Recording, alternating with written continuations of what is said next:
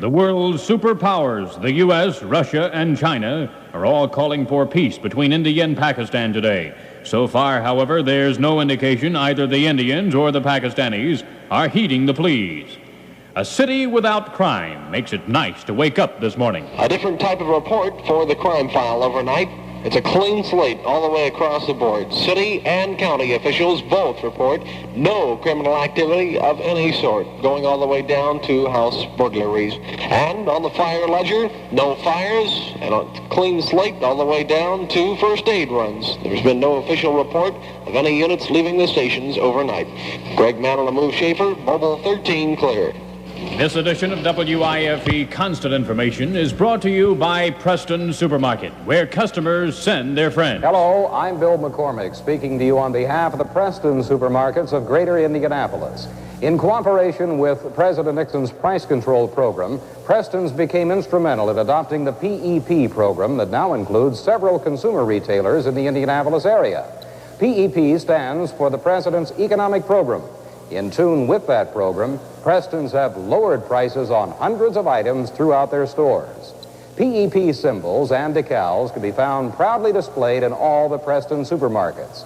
They're your guarantee of lower food prices and food price control. Our own computer program eliminates delays in our weekly pricing program and keeps food prices stabilized for you, the consumer. This week, follow the PEP decals through Preston's and experience controlled food pricing on behalf of you, the consumer. Preston's, where service and quality go hand in hand, and where customers send their friends. A woman was found dead in her home at Muncie last night, and her son is being held. Authorities say 58-year-old Mrs. Geraldine Hedges apparently was strangled. Being held is 34-year-old James Hedges, an ex-Marine who reportedly was once convicted on a murder charge in Hawaii. No classes at Fulton Junior High School here in the city today. The principal tells us a broken water pipe last night is reason for dismissal. Mayor Richard Lugar has hurled a strong challenge to his colleagues in Honolulu. Lugar, the president of the League of Cities, keynoted the meeting by saying city residents will die if their city administrations are short-sighted, stubborn, incompetent, and too lazy to put their city halls in order. And Lugar added, "In my judgment, political leadership at any level which remains oblivious of the dynamic movement of millions of men and women to cities will miss the boat of continuing civilization. I join those who are dismayed with policy decisions which show little recognition of demographic and political reality." Mayor Lugar in Honolulu. The president gears up for a big 3 months, and there will be some details today. Correspondent Don Folsom reports. White House officials will today fill in some of the details missing from yesterday's bare-bones disclosure that the president's historic journey to China will begin on the 21st of February. The officials who brief reporters today will presumably be the same ones who emphasized during a recent chat with newsmen that Mr. Nixon's China trip and his later visit to Russia will not be made at the expense of Allied unity. That's why these officials are also stressing the importance of the series of pre-China summits the president will be holding with the leaders of France, Great Britain, West Germany, Canada, and Japan. Those meetings will begin in mid-December and end in early January.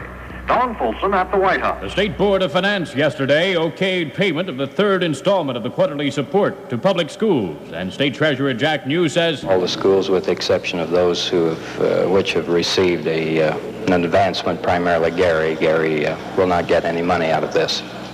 State Treasurer Jack New. Because of a tight state financial situation, the quarterly installment due last month was broken into 3 payments, thus easing cash flow problems. The same method may be used in January. Attorney General Theodore Sendak has issued an opinion that apparently blocks the governor from appointing the 9th judge of the Court of Appeals until after the nomination of commission offers him 3 names. Sendak told us the 9th judge position on the Indiana Court of Appeals does not come into existence until January 1st, 1972, which is the effective date of the establishment of the Court of Appeals under the judicial article. Therefore, the Judicial Nominating Commission cannot officially submit to the governor the names of the 3 nominees for said 9th position until said court and said position come into being. Attorney General Theodore Sendak. It's 8 a.m. as Constant Information continues on WIFE Indianapolis, presented by Preston Supermarket, where customers send their friends. The American Farm Bureau has broken precedent by coming out in support of Purdue's Earl Butz for Secretary of Agriculture. The Bureau is normally neutral on such political issues. The Senate is expected to take up the Butz nomination tomorrow. Another nominee of President Nixon, William Rehnquist, for the Supreme Court, probably wishes Hoosier Birch Bayh would let up a little. Bayh was in San Francisco last night. I think here's a man who is very intelligent and very articulate. I think he's honest. But by his words and his deeds, he indicates that he just doesn't realize the importance of equality of citizenship, of civil rights, of human rights. After all, back in the mid-'60s, when the whole country was awakening to the need to wipe away second-class citizenship, Bill Rehnquist was saying black people shouldn't be permitted in the drugstores of Phoenix. That hardly recommends him to sit on the Supreme Court of the United States. Hoosier Senator Birch Bayh. That planned merger of Notre Dame and St. Mary's College is reportedly off this morning. Correspondent Mike Waite has details. A formal announcement is expected at the University of Notre Dame today that merger plans for Notre Dame and St. Mary's College have been scrapped. Informed sources at St. Mary's said last night that unification plans for the predominantly male university, the Roman Catholic Women's College across the road from it, had hit an insurmountable snag. Indications are the financial considerations have blocked the merger, according to those same sources, and the schools will continue to cooperate in numerous ways while retaining their separate existence. This is Mike Waite, WIFE News. Prime Minister Golda Meir of Israel is headed toward the United States this morning. She'll be raising money for her country and trying to pry loose some Phantom jets for her Air Force. In Northern Ireland, the British say they have new helicopters which can mount machine guns. But the British don't say when or how the copters might be used. Correspondent Pi Chamberlain finds little fear in the senatorial ranks on a presidential veto threat. Chamberlain is in Washington. Congressional Democrats say they will pass the tax cut bill with a presidential campaign subsidy, despite the threat of a veto.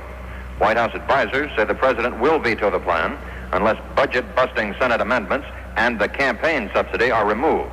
Presidential hopeful Hubert Humphrey does not really believe that. Some of his aides that have been in consultation with the president, who are engaged in this political poker game of raising the stakes and raising the ante, are seeing whether they can outbluff us.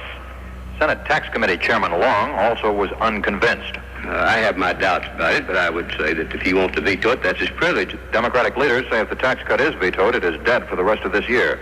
Pi Chamberlain, Capitol Hill. Indiana's traffic fatality toll for the year has climbed to at least 1,474. It remains 70 ahead of last year's figures. 2 fatal accidents were recorded yesterday in the same area in Brown and Johnson counties.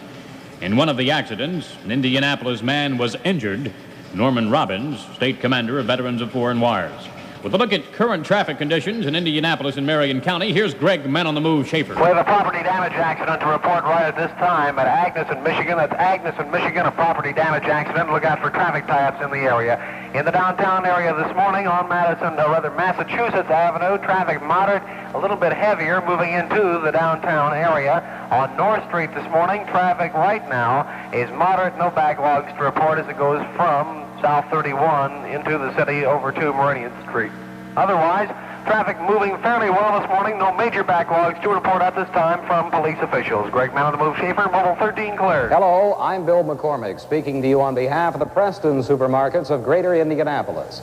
In cooperation with President Nixon's price control program, Preston's became instrumental in adopting the PEP program that now includes several consumer retailers in the Indianapolis area. PEP stands for the President's Economic Program. In tune with that program, Preston's have lowered prices on hundreds of items throughout their stores.